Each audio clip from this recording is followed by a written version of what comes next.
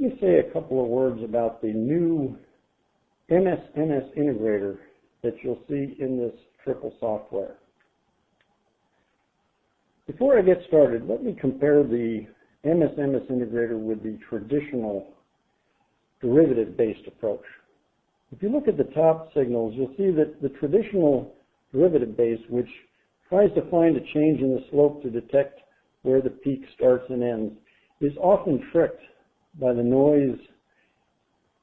And if you look at the signals that it has integrated here, you'll see that you get some poor integrations from the baseline point of view. Compare that with the parameterless MS-MS integrator, and you'll see for the same signal set, it does quite a good job of getting the baseline and picking areas to calculate the baseline for each peak across the board. Next, I'd like to reiterate that this is a parameterless integrator.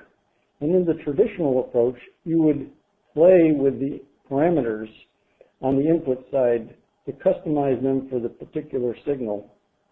In this case, the integrator actually tells you what the optimum parameters are for the signal that you're giving it.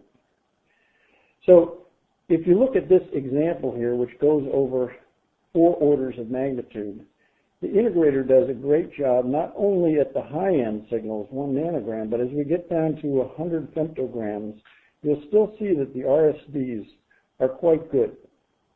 And that's because the integrator can figure out the 2 main pieces, the peak width and the baseline for the signals that are typical of the triple.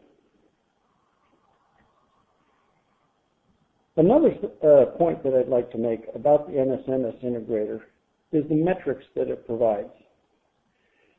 When it calculates the integration signal, it will give you metrics that will measure the quality of the signal.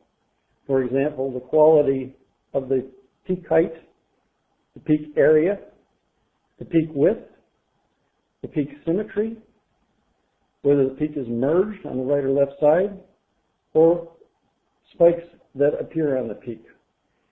And it will classify that peak as either accepted, inspect this peak, or reject it. And it will color the peak in the graphics, either green or bluish to say inspect, or red to say that this peak was rejected.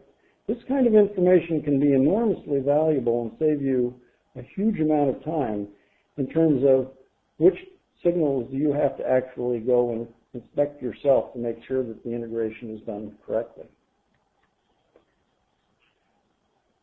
A point that comes up with the MS-MS integrator is the question of smoothing the signal. So I'll address that right here.